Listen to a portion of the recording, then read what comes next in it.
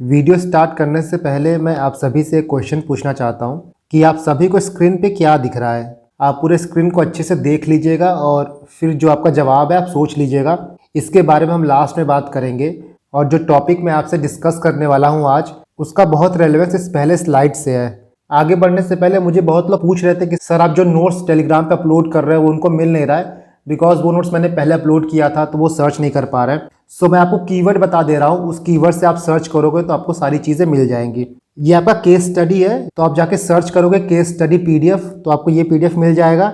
इसके बाद ये केस स्टडी का सॉल्यूशन है, तो आप सर्च करना केस स्टडी सॉल्यूशन तो आपको ये पीडीएफ मिल जाएगा। ये केस स्टडी का फॉर्मेट है, तो आप सर्च करना केस स्टडी फॉर्मेट तो आपको ये पीडीएफ मिल जाएगा।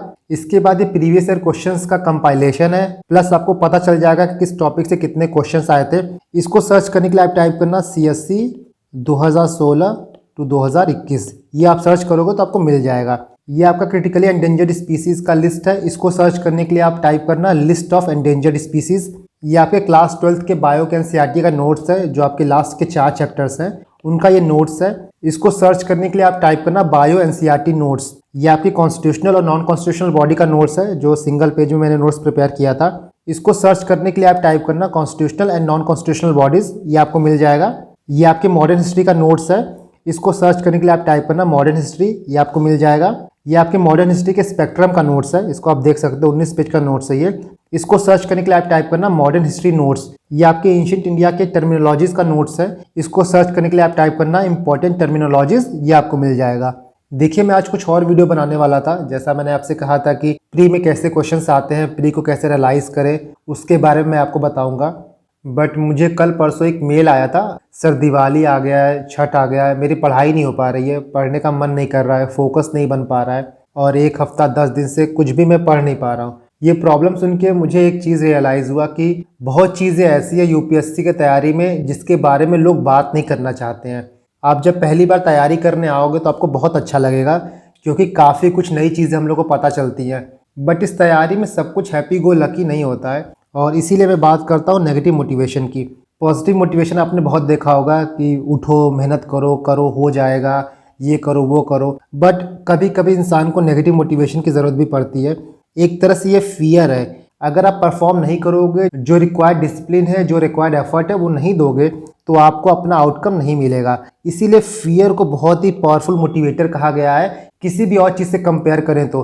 देखिए, हो सकता है कि ये वीडियो काफ़ी लोग को ख़राब लगे, बट मुझे लगता है कि ये वीडियो आपके लिए बहुत इंपॉर्टेंट है। आपके लिए एक आई ओपनर का काम करेगी, चाहे आप बिगिनर हो, तैयारी में आना चाहते हो, या फिर आप 2 3 4 अटेम्प्ट दे चुके हो। क्योंकि मैं खुद यूपीएससी में 3 बार अपीयर हुआ हूँ और तीनों बार मैंने इंटरव्यू दिया है। सो आई थिंक कि मैं काफ़ी अच्छे से ये चीज़ें रिलेट कर सकता हूँ, आपको बता सकता हूँ एज़ कम्पेयर टू कोई और जो इस फील्ड में ना हो या फिर इस फील्ड को ऊपर से देख रहा हो। देखिए, ये वीडियो बनाना ज़रूरी क्यों था। आप सभी कर रहे होंगे आईएएस की तैयारी, बट इसके पीछे कुछ फैक्ट हो, आपको ध्यान रखना है कि 99% ऑफ लोग जो तैयारी कर रहे हैं वो फेल हो जाएंगे। 10 लाख लोग फॉर्म भरते हैं, जिसमें से 4 से 5 लाख लोग अपीयर होते हैं। 10,000 लोग प्री क्वालिफाई करते हैं, 3,000 लोग मेंस क्वालिफाई करते हैं, और फाइनली 700 से 800 लोगों का सिलेक्शन होता है। तो आप यहाँ सिलेक्शन रेशियो देख रहे होंगे, डेसिमल में आता है। इसके बाद आपका ये टाइम इंट्रोस्पेक्ट करने का है। ये वीडियो बनाने का मेन रीज़न ही यही है कि बहुत लोग का एटीट्यूड बहुत ख़राब है इस एग्ज़ाम को लेके। वो तैयारी मुझे नहीं पता कैसे कर रहे हैं, तैयारी करते वक्त वो लोग बिल्कुल ध्यान में नहीं रखते कि स्टेक्स पे क्या है। उनका पूरा लाइफ स्टेक पे होता है, उनका पूरा करियर स्टेक पे होता है। और ये एग्ज़ाम सिर्फ फिजिकली डिमांडिंग नहीं है, ये मेंटली, सोशली, इमोशनली, साइकोलॉजिकली हर तरीके का चैलेंज आपके सामने प्रेजेंट करती है। तो जब आप तैयारी कर रहे हो तो आपको हर चीज़ें ध्यान में रखनी होंगी। ये कोई 2 या 3 महीने का एग्ज़ाम नहीं होता है। अगर आप नॉर्मली प्रिपेयर कर रहे हो तो आपको 2 साल लग जाता है एग्ज़ाम क्लियर करने में। आमतौर पे लोग 1 साल तैयारी करते हैं, उसके बाद एग्ज़ाम का प्रोसेस ही 1 साल का होता है। मतलब आप 2023 का एग्ज़ाम देने की सोच रहे हो तो आप 2022 से तैयारी करोगे, 2023 में आप एग्ज़ाम दोगे, 2024 में जाके आपका रिजल्ट आएगा। तो ये प्रोसेस 2 साल का होता है। इसीलिए आपको अपने टाइम का जो अहमियत है वो समझना होगा। इस टाइम में भले ही आप तैयारी कर रहे हो, लेकिन बाकी दुनिया अपने रफ्तार से ही आगे बढ़ रही है। तो अपॉर्चुनिटी कॉस्ट बहुत हाई है इस एग्ज़ाम में। देखिए, जो आमतौर पर तैयारी करने आते हैं एग्ज़ाम के, वो किस किस कैटेगरी में फॉल करते हैं। सबसे पहले वो हैं जो सच में चाहते हैं कि वो आईएएस बन जाएं, उनके अंदर पैशन है, डेडिकेशन है। दूसरे वो हैं जिनके पापा मम्मी बोल दिए हैं कि आप आईएएस की तैयारी करो, वो एक गवर्नमेंट जॉब का जो चार्म होता है। तीसरा ये है जो लोग अपने करंट जॉब से खुश नहीं हैं। इसके बाद जो चौथे लोग हैं उनको नहीं पता होता है कि वो क्या करें, तो वो सोचते हैं कि चलो यूपीएससी की तैयारी करते हैं। और ये चारों कैटेगरी के लोग दिन पर दिन मैनी फोर्स इंक्रीज़ कर रहे हैं और इसीलिए नंबर ऑफ़ कैंडिडेट देखिए तो आप बढ़ रहे हैं। सीटें भले कम हो रही हैं बट कैंडिडेट की संख्या जो है वो दिन पर दिन बढ़ती जा रही है। इसी के साथ साथ कंपटीशन भी बहुत बढ़ते जा रहा है क्योंकि एक सेंस ऑफ सिक्योरिटी मिल जाती है। आप देख सकते हो प्राइवेट जॉब में ट्विटर के सीईओ को ही निकाल दिया गया, तो नो मैटर आप कितने हाई पोजीशन पे रहते हो, प्राइवेट जॉब में आप कभी भी नौकरी खो सकते हो। तो यही सब चीज़ों को देखते हुए जो एक गवर्नमेंट जॉब की लालसा है लोगों के मन में, वो दिन पर दिन बढ़ती जाती है। बट आपको एक चीज़ दिमाग में रखना होगा कि गवर्नमेंट जॉब बहुत लिमिटेड है। सो आपको उस क्रीम में आने के लिए, उस टॉप पोजीशन में आने के लिए उस टाइप का एफर्ट देना होगा, उस टाइप की मेहनत करनी होगी। और यही मेहनत, यही एफर्ट लोग नहीं कर रहे हैं। जो मुझे मैसेज आया कि सर मेरा पढ़ने का मन नहीं हो रहा है, और उसी मैसेज को देख के मैंने ये वीडियो प्रिपेयर किया। आपको पढ़ाई करने का मन कर क्यों नहीं रहा है? आप एक आईएएस एग्जाम की तैयारी कर रहे हो। देखिए, जितने देर आप नहीं पढ़ते हो ना, उतने देर कोई और पढ़ता है आपकी सीट लेने के लिए, और ये फैक्ट है। अगर आपको लगता है कि आप इस एग्ज़ाम के लिए नहीं बने हो या फिर इस एग्ज़ाम को दे के आप सिर्फ टाइम वेस्ट कर रहे हो, तो सबसे सिंपल चीज़ ये है कि आप कुछ दूसरा रास्ता अपनाओ जो आपके लिए फ्रूटफुल हो, जो आपके करियर ग्रोथ के लिए फ्रूटफुल हो। बिकॉज इस एग्ज़ाम में आप टाइम दे रहे हो, इस एग्ज़ाम में आप पैसा दे रहे हो, और सबसे इंपॉर्टेंट, इस एग्ज़ाम में आप अपना फ्यूचर इन्वेस्ट कर रहे हो। सो जब तक आप ये रियलाइज़ नहीं करोगे कि आप क्या क्या इन्वेस्ट कर रहे हो, आप अपना 100% नहीं दे पाओगे। और देखिए, मूड स्विंग एक फैक्ट होता है। हो सकता है आपका 1 दिन, 2 दिन, 3 दिन पढ़ने का मन ना करे, फेस्टिवल्स आ रहे हैं, लोग मिलने आते हैं, रिलेटिव्स आते हैं, तो हो सकता है पढ़ने का मन ना करे। बट आपको एक चीज़ ध्यान रखना होगा कि जब आपका फाइनल रिजल्ट आएगा और बाई चांस आपका सिलेक्शन नहीं होगा, तब कोई फ़र्क नहीं पड़ेगा कि आप क्या कर रहे थे, क्या नहीं कर रहे थे।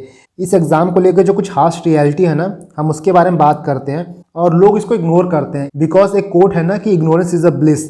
बट हर टाइम ये इंपॉर्टेंट नहीं होता है कि आप जो फैक्ट है, आप रियलिटी है, उसको इग्नोर करके चलिए। कई बार आपको फैक्ट, रियलिटी, उसका रिपरकशन अपने दिमाग में रखना होता है, तभी आप डिजायर्ड एक्शन दे पाएंगे। देखिए, जो पहला प्रॉब्लम है वो ये है कि preparing in isolation versus group preparation. काफ़ी लोग ऐसे हैं जो घर से प्रिपेयर कर रहे हैं, और काफ़ी लोग ऐसे हैं जो दिल्ली में जाके, या फिर उनका एक ग्रुप है तैयारी करने वालों का, उनके साथ प्रिपेयर कर रहे हैं। दोनों में थोड़ी थोड़ी प्रॉब्लम है। जो लोग आइसोलेशन में प्रिपेयर करते हैं उनको लेवल ऑफ कंपटीशन पता ही नहीं चलता है कि कंपटीशन का लेवल क्या है। उनका टाइम टेबल जो रहता है अपने हिसाब से रहता है, उनके मूड के हिसाब से रहता है। आज मन किया तो पढ़ लिया, आज मन नहीं किया तो नहीं पढ़े। बट जो ग्रुप में प्रिपेयर करते हैं उनको ये तो पता होता है कि कंपटीशन का लेवल क्या है। बट इसका ड्रॉबैक यही है कि टाइम वेस्टेज बहुत होता है। मैंने कई बार देखा है कि ग्रुप प्रिपरेशन के नाम पे लोग इधर उधर की बातें करने लगेंगे, चर्चा करने लगेंगे। इवन आप टेलीग्राम पे भी देख सकते हो, जो अलग अलग ग्रुप बने हुए हैं स्टडी के, उनमें काम की बातें कम होती हैं और इधर उधर की बातें बहुत ज़्यादा होती हैं। सो ग्रुप प्रिपरेशन आपको करना है तो आप करिए, बट एक लिमिट में रह के करिए। उतना ही करिए कि आपके एक्चुअल परफॉर्मेंस को हैम्पर ना करे। और वही आइसोलेशन की बात है, आप अलग होके पढ़िए, आप लाइब्रेरी ज्वाइन कर लीजिए, लेकिन इस एग्जाम में आपको ये पता होना चाहिए कि आपका कंपटीशन कितना है, आपका कंपटीशन किन लोगों से है, कंपटीशन का लेवल क्या चल रहा है। और बाकी जो आइसोलेशन का प्रॉब्लम है वो काफ़ी हद तक कम भी हो चुका है। जब से सोशल मीडिया का पेनिट्रेशन इतना ज़्यादा हुआ है, तब तक मोटा मोटा सबको पता है कि लेवल ऑफ कंपटीशन क्या है, कौन सी बुक हमको पढ़नी है, कौन सी बुक हमको छोड़नी है। इनके लिए सबसे इंपॉर्टेंट ये है कि सेल्फ डिसिप्लिन मेंटेन रखें। जो लोग सेल्फ डिसिप्लिन मेंटेन नहीं रख पाते हैं, उनके लिए एग्जाम बिल्कुल नहीं बना है। दूसरी रियलिटी जो लोग शायद इग्नोर करते हैं या फिर ध्यान नहीं देते हैं, कि आपका एक यूपीएससी अटेम्प्ट जो है वो आपकी लाइफ के 1 साल को लेके चला जाता है, प्लस जो अपॉर्चुनिटी कॉस्ट आपको मिलेगी उस पर्टिकुलर ईयर में वो भी खत्म हो जाती है। सो हर अटेम्प्ट को, हर दिन को आपको रेस्पेक्ट देना है। सिर्फ ऐसे ही आप दिन बर्बाद नहीं कर सकते, क्योंकि लाइफ की इस स्टेज में अपॉर्चुनिटी कॉस्ट जो है बहुत हाई होती है। जैसे जैसे आपका नंबर ऑफ अटेम्प्ट बढ़ते जाता है, आपका मोटिवेशन कम होते जाता है और आपके ऊपर प्रेशर बढ़ते जाता है। चाहे आपका खुद का प्रेशर हो, फिजिकल प्रेशर हो, साइकोलॉजिकल प्रेशर हो, सोशल प्रेशर हो, आपके परिवार का प्रेशर हो, कई लोग का शादी का प्रेशर होता है, फाइनेंशियल प्रेशर होता है। तो जितनी भी चीज़ें हैं ना, वो मल्टीप्लाई बाय 2 होती हैं हर बढ़ते हुए साल। इसलिए जब भी आप टाइम वेस्ट कर रहे हैं तो आप ये सब चीज़ें दिमाग में रखिए। हर बार इग्नोर करके फ़ायदा नहीं होता है, क्योंकि जब फाइनल रिजल्ट आएगा तो चीज़ें आपको फेस करनी होंगी। देखिए, इस एग्जाम की जो सीट है पहले से ही प्री डिफाइंड रहती है। पहले से ही पता रहता है आपको कि 600-700 सीटें हैं, तो चाहे टोटल 701 लोग हाईली क्वालिफाइड हो, सिलेक्शन 700 लोगों का ही होगा और इसी लॉट में आपको कम्पीट करना है। तो आप टाइम वेस्ट करना, आप लथार्जिक रहना बिल्कुल एफर्ट नहीं कर सकते हैं। और जैसे जैसे आपका मोटिवेशन कम होता है, प्रेशर हाई होता है, आपका जो ये प्री और मेंस का साइकिल है वो कंटिन्यू होते जाता है। आप इस चीज़ में इतना टाइम, इतना मनी इन्वेस्ट कर देते हो कि आपको लगता है कि चलो एक और अटेम्प्ट दे देते हैं, एक और अटेम्प्ट दे देते हैं। इस लूप को स्केप करना ही काफ़ी मुश्किल हो जाता है। इसके बाद जैसे जैसे टाइम बीतता है, जैसे जैसे आपका अटेम्प्ट बढ़ते जाता है, आपका एटीट्यूड बहुत कैजुअल हो जाता है, आपकी प्रिपरेशन जो है बहुत लथार्जिक हो जाती है। न्यूज़पेपर है तो न्यूज़पेपर की कटिंग काट के आप रख लोगे, कोई बुक्स है तो उसको खरीद के रख लोगे, कोई भी पीडीएफ आपको मिलेगा तुरंत आप उसको सेव करके रख लोगे, बट मोस्टली लोग एक बार भी उस पीडीएफ को खोल के नहीं देखते हैं। सो ये चीज़ें जो है, ये जो एटीट्यूड है वो आपको इस एग्ज़ाम में सक्सेसफुल नहीं कराएगी। एक टर्म होता है ना, कॉम्प्लेक्सिटी बायस।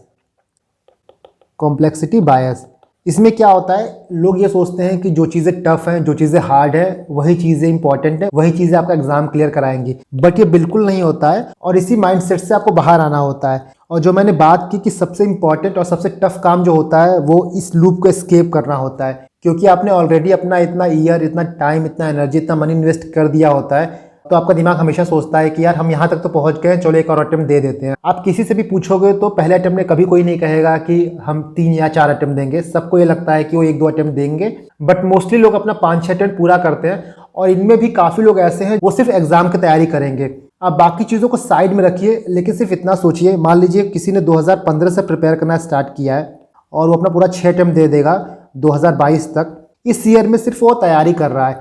और इस तैयारी का देखिए रियलिटी यही है कि आप किसी प्राइवेट जॉब में जाओगे तो आपको बहुत ज़्यादा बेनिफिट नहीं मिलेगा। आपको अपने सीवी पे कुछ चीज़ें दिखानी होती हैं टू गेन हाई पैकेज।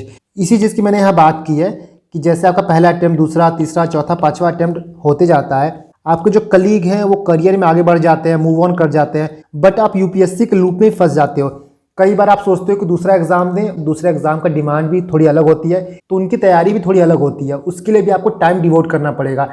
आप टाइम डिवोट कर पा रहे हो, आप एनर्जी डिवोट कर पा रहे हो, आप अच्छे से पढ़ाई कर पा रहे हो, तो इन सारे ज्ञान का मतलब ही नहीं है। इस वीडियो का मकसद सिर्फ और सिर्फ यही है, जो लोग टाइम वेस्ट कर रहे हैं, जो लोग पढ़ाई नहीं कर रहे हैं, जो लोग अपने टाइम की, अपने करियर की इंपॉर्टेंस नहीं समझ पा रहे हैं, वो समझ पाए कि वो क्या मिस कर रहे हैं। क्योंकि एक बार ये टाइम चला जाएगा ना तो वापस बिल्कुल नहीं आएगा। आपकी लाइफ का बहुत ही इंपॉर्टेंट स्टेज है ये, बहुत ही पीक स्टेज है ये। इसको सिर्फ खा के, सो के, टाइम वेस्ट करके बर्बाद मत करिए। अगर आप इस एग्जाम की तैयारी में लगे हो तो अपना 200% दीजिए। एटलीस्ट आपको ये पता चलेगा कि आपका पोटेंशियल क्या है। देखिए, जैसा मैंने बताया है कि सीटें हमेशा उतनी है, कंपटीशन हमेशा बढ़ रहा है, तो सिलेक्शन तो उतने ही लोग का होगा जितनी सीटें हैं। बट अगर आप अपना 200% दोगे, 100% दोगे, तब तो चांसेस है एग्जाम को क्लियर करने का। आप टाइम वेस्ट करोगे, आप पढ़ाई नहीं करोगे, जो टाइम रिक्वायर्ड है, जो एफर्ट रिक्वायर्ड है वो नहीं दोगे, तब तो 100% चांस है कि आपका सिलेक्शन नहीं होगा। और ट्रस्ट मी, ये मेरी बात आप मानिए, जो टाइम रिक्वायर्ड है, जो एफर्ट रिक्वायर्ड है वो दोगे तो आपको सक्सेस जरूर मिलेगा। कई एग्जाम्पल आप ऐसा देख सकते हो। सो जो परसिवरेंस चाहिए वो आपको देना होगा, जो हार्डवर्क चाहिए वो आपको देना होगा। बिना उसके आप सिर्फ ऐसे ही तैयारी कर रहे हो, सिर्फ टाइम पास कर रहे हो, तो कोई मतलब नहीं है। और लास्टली देखिए, कॉर्पोरेट जॉब में भी जाना इतना आसान नहीं होता, क्योंकि जो ईयर गैप आ जाता है वो बहुत बड़ा हिंड्रेंस पैदा करता है आपको हायरार्की ऊपर जाने के लिए। प्लस आपको सैलरी बहुत कम मिलेगी आप इनिशियल स्टेज पे ज्वाइन करोगे तो। और मैंने ये देखा है कि यूपीएससी की तैयारी आपके साइकी पे एक डीप इम्पैक्ट छोड़ के जाती है। इसलिए देखिए, लास्ट में ऐसा नहीं कि सक्सेसफुल आप नहीं होंगे, लाइफ में कुछ नहीं कर पाएंगे। लाइफ में आप कुछ ना कुछ कर लोगे, बट कुछ ना कुछ करने के लिए आपने तैयारी स्टार्ट नहीं की है। आज के टाइम पे आपका फोकस सिर्फ और सिर्फ ये एग्जाम है, तो सिर्फ वही रहना चाहिए। और प्लीज़ ये टाइम है आपके इंट्रोस्पेक्ट करने का कि क्या आप रियल में तैयारी कर रहे हो। इस सवाल का जवाब आपको खुद ढूंढना होगा।